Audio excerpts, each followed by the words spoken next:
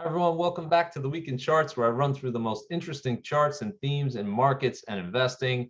Another big show for you this week, a lot to talk about. Today's show is brought to you by my friends at Y Charts. Y Charts is an awesome data analytics and charting platform. Take a look at the show notes for a link to a free trial to Y Charts and 20% off when you first sign up for the service.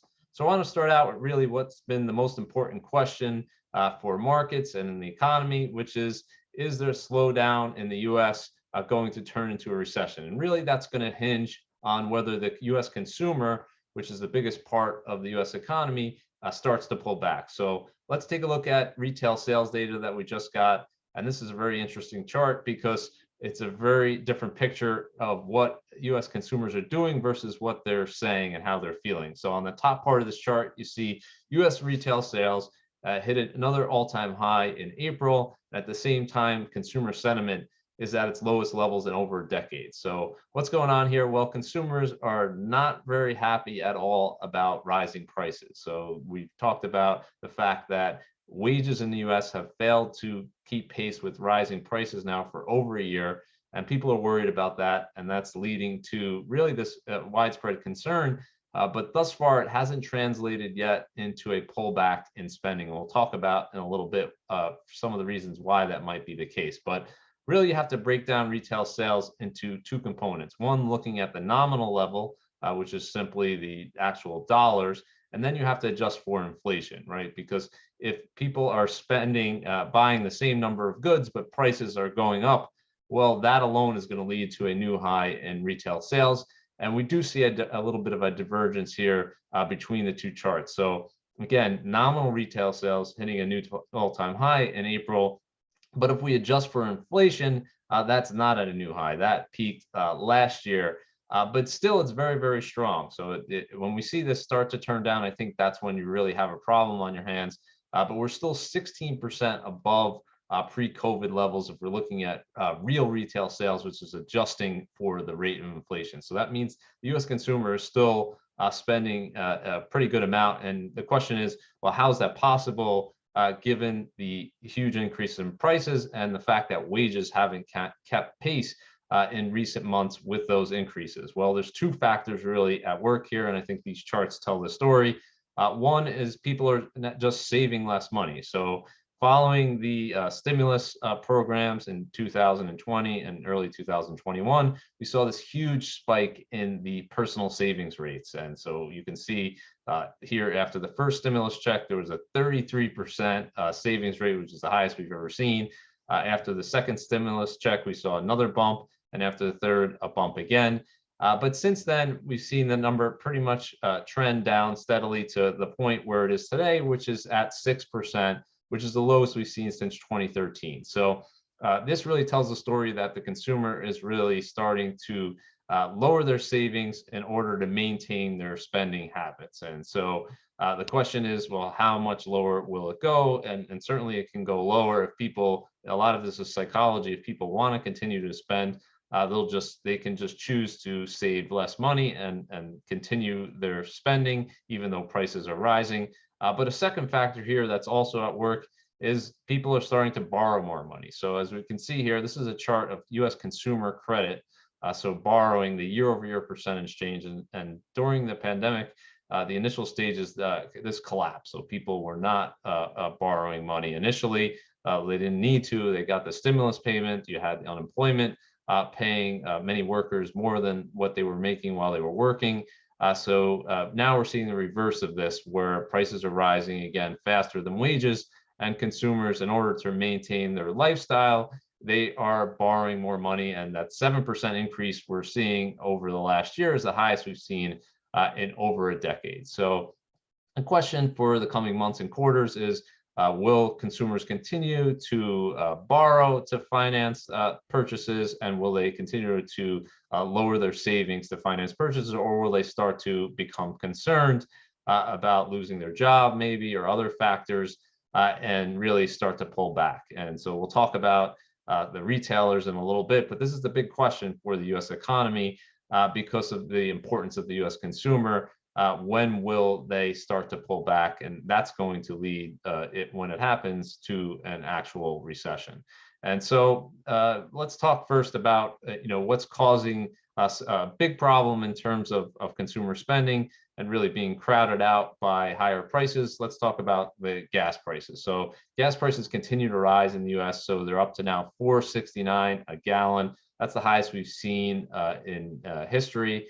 And back in 2008, July 2008, there was another spike in the price of oil. Gas prices peaked then at $4.17 a gallon. So we're well above that level now. And so if people are spending more money at the gas pump, they have less money to spend in terms of their discretionary purchases. And so that could lead to a pullback in terms of spending. And so that's something to watch very closely. And we'll talk about that in terms of the retailers in a little bit. But an interesting chart here, and this is really an ignominious feat. The US, for the first time ever, every single state in the US is now above $4 a gallon in terms of the average price of gasoline. And California became the first state in history to surpass $6 a gallon on average. So prices are starting, I'm sure you're noticing this, prices are starting to increase more and more rapidly, and people naturally are concerned. And that's a big reason why that consumer sentiment number is so low. But thus far, again, people are still spending. And the question is, well, at what point is there a breaking point in terms of inflation, in terms of these prices where people really start to pull back? Now, if we look at who's benefiting in terms of the stock market from this inflationary trend, it's pretty clear. It's a few sectors, really energy in particular. Energy is highly correlated. Energy stocks are highly correlated with the price of crude oil, and with the huge increase in crude oil and gas prices, well, energy stocks are doing quite well this year, up 58%. Also utilities, of course, you need to pay your utilities. Prices there are going up. Utility stocks tend to be more defensive in nature. They're up 5%. And the other outperformer this year, consumer staples. So you still need to buy groceries and toiletries and things like that, toothpaste. And so those are holding up pretty well, as they typically do in a difficult market. On the other end, worst performing sector, consumer discretionary. So again, is that portending that there's going to be a decrease in discretionary spending? You also have tech and communication services down over 20%. So really a big split here, big divide. Energy companies, the big winner this year because of that higher price of crude oil in particular. And this is really an interesting thing that we haven't seen in a long time. It's also kind of somewhat correlated with the value trade versus growth trade, as we've talked about. That was very stretched last year. We saw the ratio at its highest level since 2000, since the dot-com bubble. And now we're seeing a reversal this year with value stocks really outperforming growth by a wide margin. And so there's certainly more value stocks in that energy sector. You also have financials and more growth stocks down at the bottom here in terms of sectors. So we're seeing big shift in terms of markets this year, and an interesting sector picture for sure. So if we're looking at the retail stocks, we saw something last week that we haven't seen in quite some time. You really have to go back to the 1987 crash to see one-day moves like this. Walmart's the biggest retailer in the U.S. Huge behemoth.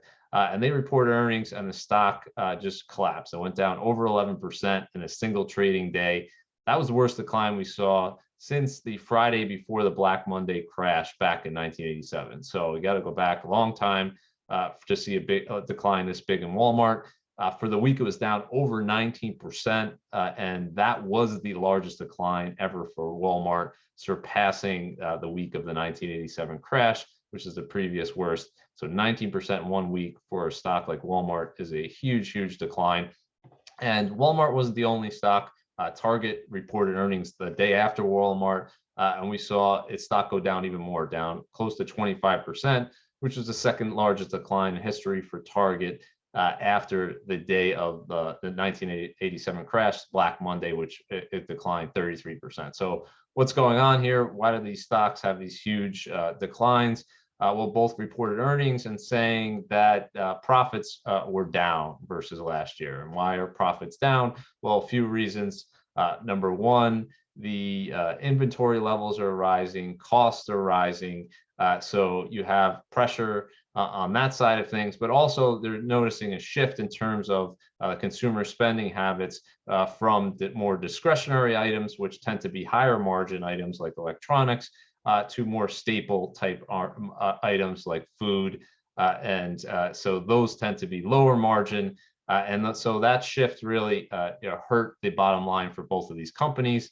And the fear, of course, is that this is going to continue. So if we look at Walmart and Target, then definitely are considered to be lower cost retailers. People go there during difficult times looking for lower prices. So it's not that people are going to these stores less, it's what they're buying there. And I think at Walmart talked about being reluctant to raise food prices to match what their actual cost increases are. So they can't pass everything on to the consumer without alienating that consumer. And so instead, thus far, they're taking a hit to their margins, which means lower profits for the time being. So two really important kind of bellwethers in the retail sector, and we'll see what happens from here. In tandem with these declines was just pretty much a repricing in consumer staples sector itself. We saw the largest declines we've seen for that sector in a long time, and a lot of these companies were trading at pretty high multiples, in terms of price to earnings or price to sales relative to their historical comps. So a very quick repricing in these names in terms of what people are expecting. And really the fear is that these higher inflationary pressures are going to continue to cause pressure for these companies and the bottom line to come. So if we're looking at the US stock market, we finally hit that bear market number, 20% peak to trough for the S&P 500 index, down close to 21% from its January 4th high to the May 20th low. And so the natural question is, what happens next? And we usually go back in history and we look at prior instances and we try to make comparisons and say, well, we're in a bear market today. What happened in prior bear markets? And then we pick one that we think is most similar and we say, well, that's going to happen today. But when you look at a table of bear markets, what you'll notice immediately is there's an extremely wide range of possible outcomes. So some bear markets are only 20%. We've seen that a number of times in 2018, and 2011, 1998, 1990. We had bear markets that were close to 20%. Sometimes you had recessions. Again, in 1990, 1991, you had a recession. And sometimes you didn't in 1998, 2011, 2018. So if we're like those bear markets, you could say, well, maybe the worst is over. Maybe we're near a bottom, and that's certainly a possibility. And on the other hand, people would argue, well, what if we go into a deep recession here? Is it going to be more like what we saw from 2007 to 2009 and 2000 to 2002, which was really long and deep bear markets? They lasted more than a year, and S&P 500 declined over 50% in both cases. So every bear market is different. I think the lesson here is that it's very hard to predict what the bottom is ultimately going to be, because really we see differences across the board. I think the one thing you could say is if the U.S. economy is entering recession, the odds would favor at some point further declines than what we've seen, just because looking at the historical averages, during a recession, you tend to see an average of 40% decline, not every time, but that's on average, which is a lot higher than what you see when there isn't a recession and there's a bear market. So again, people will be watching those economic data points pretty closely, and the market, of course, is a forward-looking indicator. So it's not only is the U.S. economy in recession, but how long is that recession? How deep will it be? Because the stock market is likely to bottom in advance of the end of a recession and start moving higher again. So really every bear market is different. The last one we had in 2020 was, of course, the shortest bear market in history. It was only 1 month, but it went down 35% very sharply in that 1 month period. This is a little bit different. We're now 4 months into this bear market, 4 months and change, and we're down 21%. And so it's going to depend on a lot of factors. What's different about today? Well, we have a very different scenario in terms of Fed policy. So The Fed is still hiking rates, expected to hike rates 50 basis points in June and again in July. We haven't seen the Fed hiking rates with the market down this much in a long, long time. You have to go back really to the early 1980s to find a Fed that was hawkish and tightening policy with the stock market down this much. So in recent history, the Fed would have been responding already at this point, likely putting liquidity into the market, either increasing their balance sheet or cutting interest rates. And here we're moving in the opposite direction because for now, they're viewing the threat of inflation to be a greater risk for the economy and for the market. So we'll see what happens here. I'm going to do a longer video on these bear markets and really go through historical bear markets and the different kinds and compare to today. And so look out for that. I'm going to do that in the next few days. Let's talk about declines here. If you've been watching the markets, it feels like the market's been going down pretty much every week, and that's because it has. For the last 7 weeks, S&P has been down every single week, so 7 weeks in a row. That's one of the longest streaks in history. It's the longest we've seen since 2001. There were only 2 weeks in history where the S&P declined more than 7 weeks in a row, eight weeks in a row, both in 1970 and 2001. And so I put together a table here illustrating what the market has done following these long down streaks. As you can see, there's really no consistent pattern. Sometimes it goes down more over the next year. Sometimes it bounces and it's near the end of a bear market. Really, every time is different. So similar caution to what I said back in March when we had that huge rally off the lows in the S&P, and people we're getting excited about that because a lot of times at the end of bear markets, you see these huge rallies. But as I cautioned back then, every time is different, and there's always exceptions. As we saw, as we've seen since then, that was just a dead cat bounce, and the market has hit new lows. So be very careful using this kind of data. But it does mean that really the declines have been relentless, and we're probably close to an oversold condition. And there's two ways of looking at that. And I'm showing you here the percentage of stocks in the S&P 500 that are above the 50-day moving average. So 14%, that's pretty low. It's not the lowest we've ever seen, but you tend to get bounces from around these levels. So if we look at forward returns following when you have such a small percentage of stocks above their 50-day moving average, you tend to see above average short-term returns going forward. Not every time. Again, you can have crashes. In 2020, we went much lower before we bottomed in this indicator. But if you look back historically, this is a pretty good sign that we're pretty stretched in terms of the rubber band. We're pretty stretched to the downside. And when you get very stretched, you get sentiment extremely negative, well, it's more prone to a snapback rally in the other direction. So this is one way to look at it. Another one, if we look at the NASDAQ 100, same indicator, it got even more oversold. So only less than 10% of the stocks in the NASDAQ 100 were above their 50-day moving average.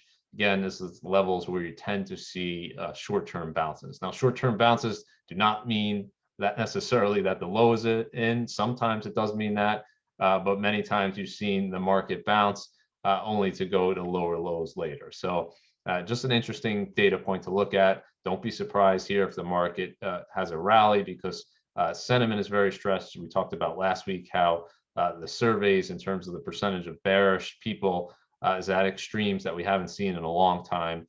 We talked about the markets in turmoil, CNBC indicator. So sentiment's very stretched. Would not be surprised to see rallies here. The biggest rallies in markets occur in bear markets, not bull markets. So just be mindful of that. If you're short the market or short certain securities that are down a lot here, don't be surprised to see big snapback rallies in the coming weeks. Let's talk about the high yield market. This is something very interesting and important. Looking at high yield spreads. High yield spreads, what are high yield spreads? Simply, it's the difference between the yield on a high yield bond and a treasury bond of similar duration, similar maturity. So most high yield bonds have a duration of around 4 to 5 years. So you're looking at the yield on that high yield bond versus a treasury bond of that similar duration and looking at the spread of that. And when the spread is really wide, investors are fearful. They're more concerned about default. It's usually during a recession or fears of recession. And so this is a chart going back to 1996. We have data on that high yield index, the spreads going back to 1996. And as you can see, certain periods of time you see this spike, and certain periods of time you come down. And when the high yield spread is spiking, it typically means that people are worried about the stock market and they're worried about the economy. So what's interesting about today is we've had this 20% plus decline in the S&P 500, but the high yield spread is only up to 492 basis points. So that means high yield bonds are only 4.92% higher than treasury bonds of similar duration. And that's the lowest we've seen for big declines in the market, going back to 1996. So as you can see, in 2020, we went to over 1,000 basis points during the 2007 and 2009 bear market, which was a deep recession, of course, over 2,000 basis points. That's the highest we've ever seen.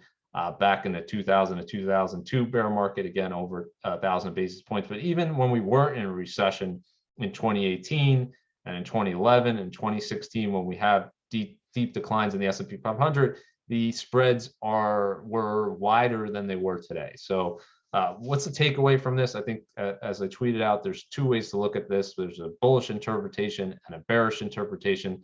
If you're bullish on this, you'd say, well, the credit market is a smart money, and they're saying that the odds of recession really aren't that high. And so this is a good sign for the markets. It's a bullish sign. It's a bullish divergence, so to speak, and that's a reason to be optimistic. If you're bearish, I think you would say that, well, this is really a reflection that the credit markets aren't reflecting reality, and that sentiment isn't negative enough, and really securities haven't repriced enough for us to hit a bottom. And you'd say, well, we're going to see spreads widen at some point, perhaps when a recession becomes more evident. But the bearish interpretation would be, well, we have more pain to go because we haven't seen a capitulation in terms of high yield.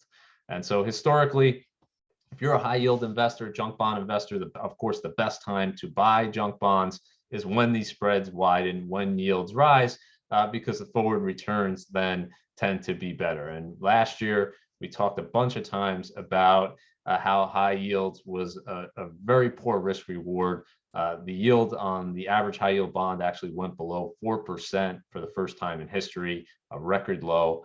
And so you had no room for error, no cushion. Today, a little bit better. High yield bonds are a little bit over 7.5% on average, so a much better position than last year. But if this does turn into a recession or deeper bear market, you're likely to see high yield bond yields north of 10%. And historically, that's been really a good time to start thinking about taking risk in the high yield market.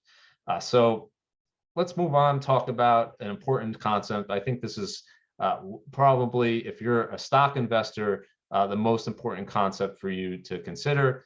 And that's the difference between a great company and a great stock. And we often conflate the two, and people talk about Amazon or Apple and Google, and all of them have been great companies and great stocks, but not all the time. And it's where you buy these companies really tends to matter for the long run. And I think people can confuse the two because they can see great things going on in a company, but that doesn't necessarily lead to great shareholder returns. And so I've been illustrating a number of these examples in recent months, Zoom being a big one, in terms of its enormous growth rate, increasing revenue 10x over the last 3 years, but the stock is flat over that period of time.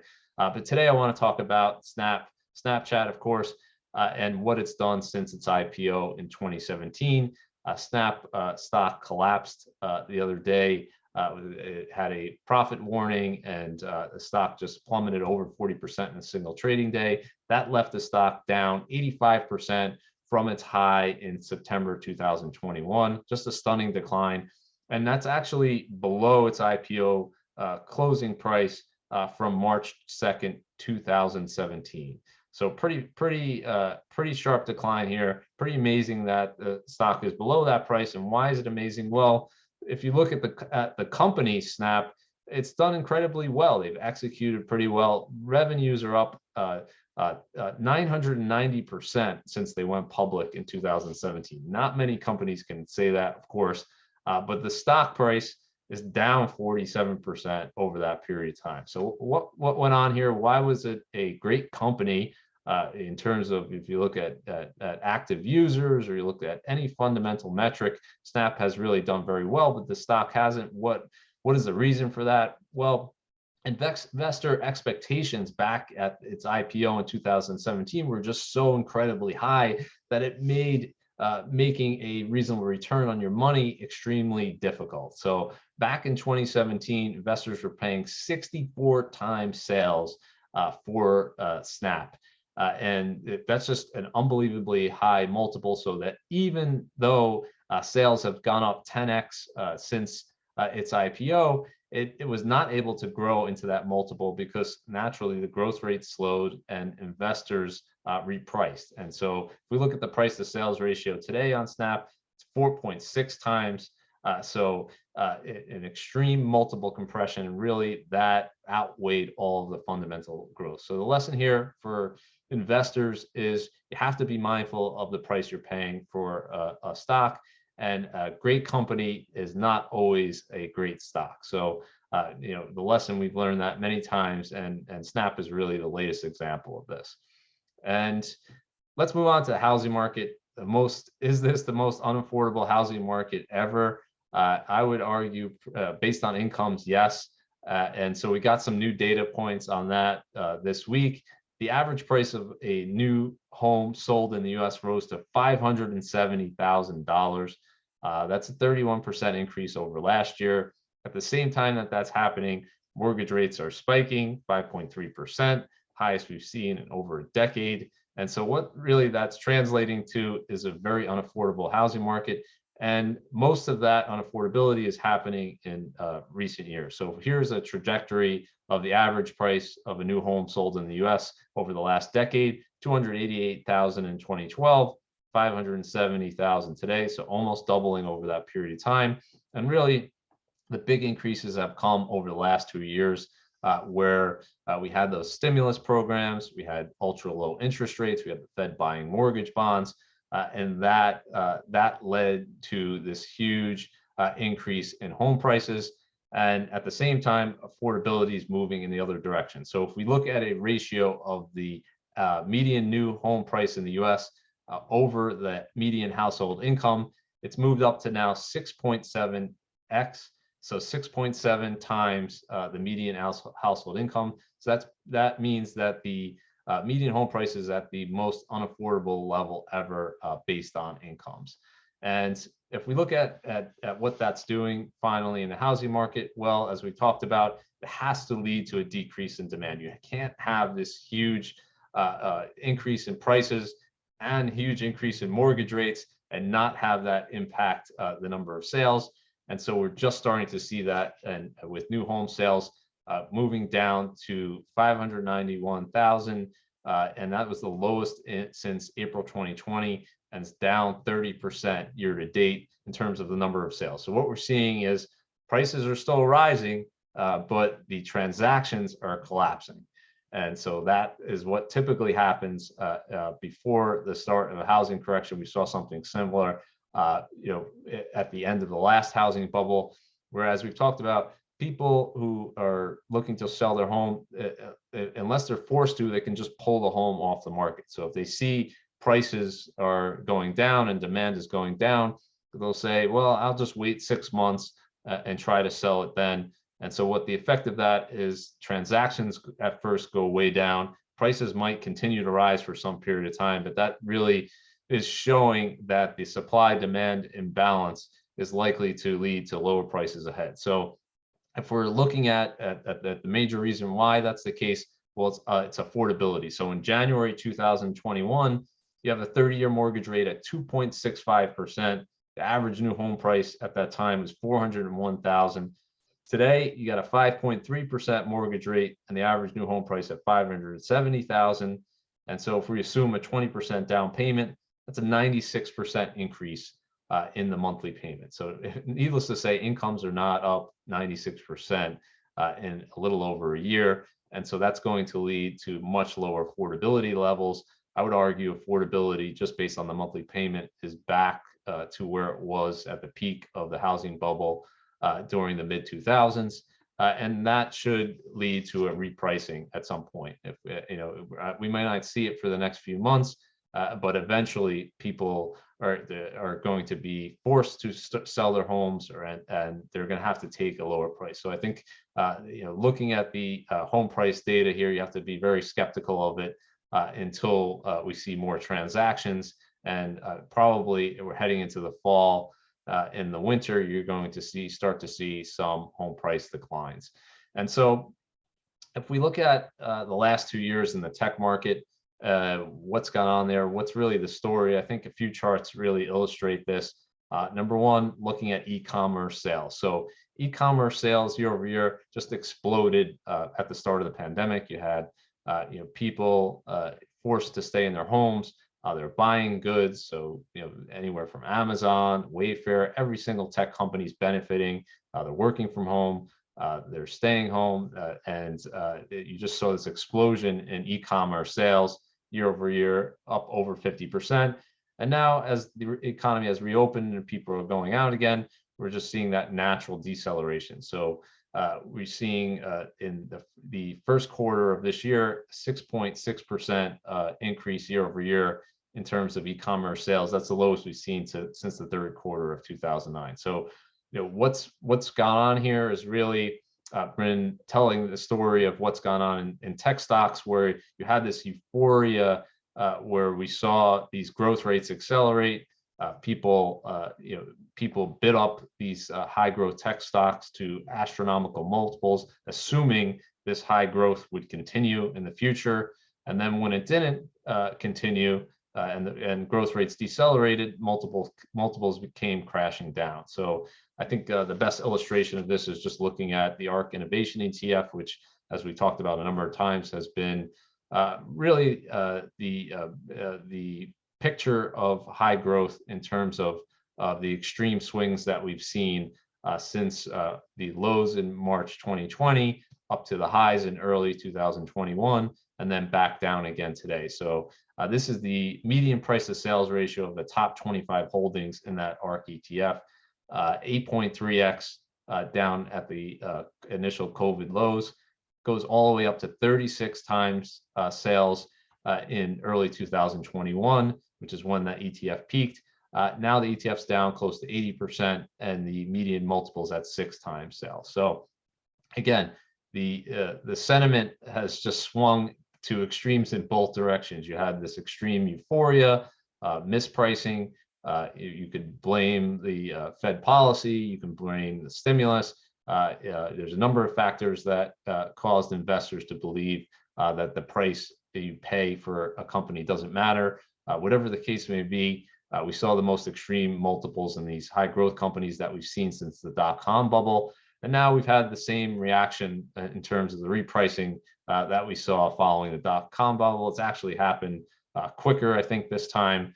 If we're comparing ARK to the NASDAQ composite, as we showed last week, it's happened pretty quick. But now we're right back down to where we were at the lows, right? Actually even lower than that if we're looking at this ARK Innovation ETF. So the question is this low enough? Nobody knows the answer to that, right? The S&P is still trading at less than 3 times sales, so it can always go lower and reprice lower. But I think it probably would be a mistake to just start getting bearish today on something that's down close to 80%. I put out a poll on Twitter asking what people thought about the ARK Innovation ETF over the next year versus the short ARK ETF, and asking which ETF would do better over the next year. And more people voted that the ARK Innovation ETF would outperform the short version. So we'll see what happens over the next year. I don't disagree with the results of that poll. I think it would be pretty bad shape if a year from now the shorts are still winning in terms of that security in the high growth market. But it's always possible, right? The NASDAQ 100 went down over 80%. So maybe there's more to go in terms of ARK, but we'll see what happens. Sentiment is pretty bearish. If we look at a number of the securities, they've gone down 80, 90%.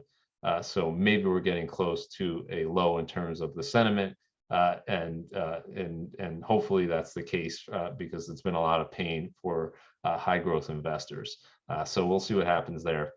Let's move on to an important concept for investors. If it seems too good to be true, this is an important lesson. It is too good to be true. So the latest example of this is this Terra US dollar. It's a stable coin.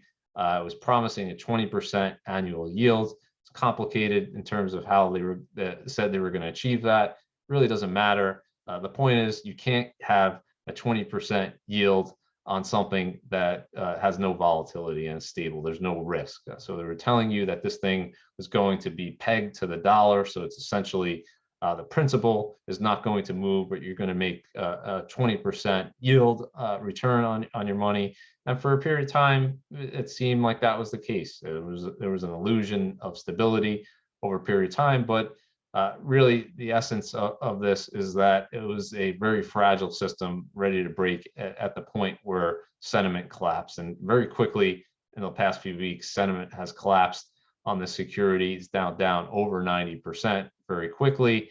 And for investors, in this coin, it's been a very difficult time. So you feel for anyone that invested in this.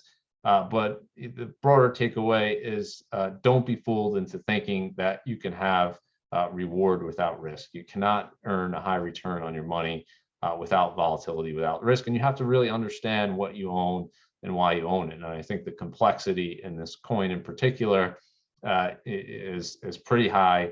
And I doubt few investors envisioned what could have happened here, because really it's a confidence game. And when confidence is lost, there's nothing backing the stability of the coin, right? So if people lose their confidence in this, there isn't, for this particular coin, there isn't, they're not invested in certain assets that have stability. They're not invested in treasury bills.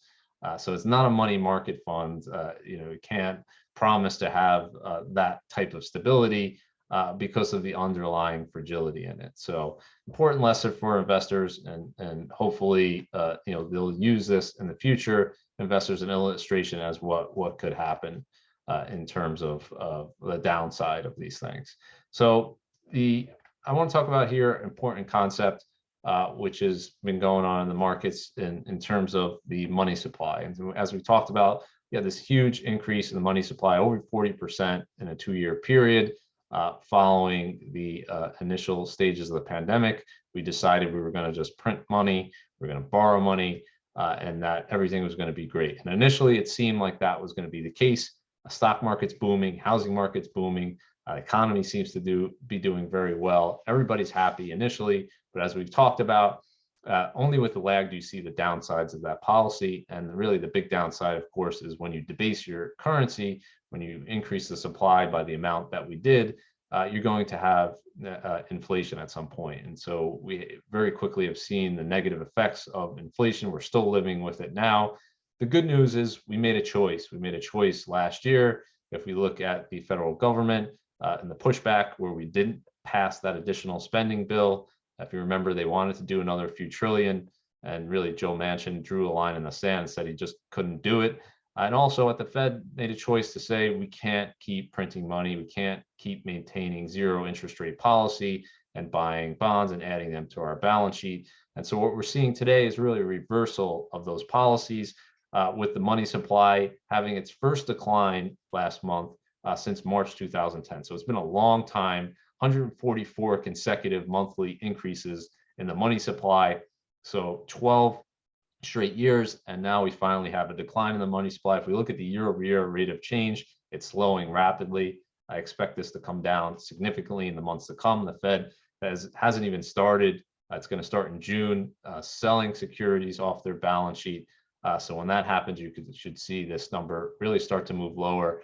And what's the result of this? Well, it's going to be painful. There's going to be an adjustment, as we've seen already. The stock market's down. We're seeing the impact in terms of the mortgage rates moving the opposite direction. We're seeing the effect on the economy in the first quarter. So it's going to be painful in the short run, but in the long run, I think it's going to be a good thing.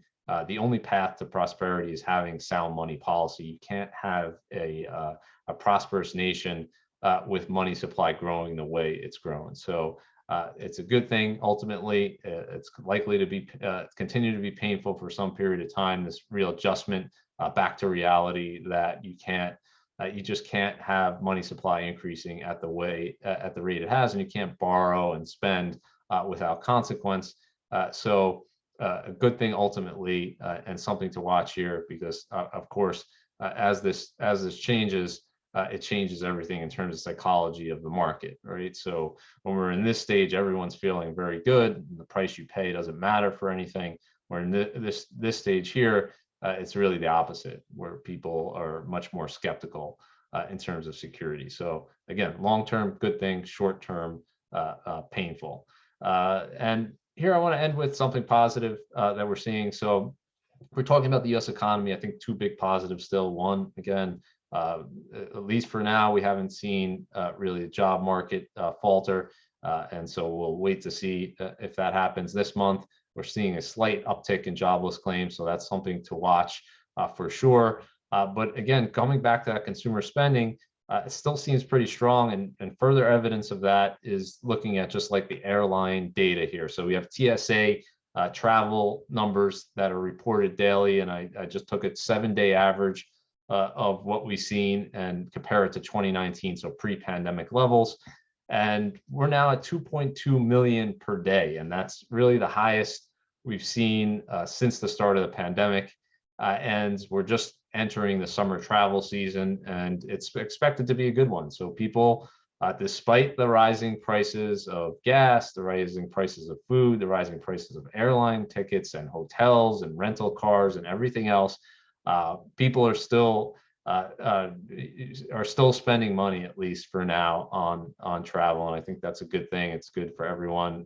It's been a long time for a lot of people before since they've traveled somewhere, and so I think that's a hopeful sign, and hopefully the prices will come back down, inflation will abate, and we can maintain this level. But just one positive thing that's going on in the economy here is that the consumer, and maybe they're borrowing it to be able to afford these purchases. Maybe they're decreasing savings, but the U.S. consumer isn't dead yet, and this is evidence of that. So thanks everyone for joining me. Have a great week. Have a great weekend. Have a happy Memorial Day weekend, and we'll see you next week. Bye.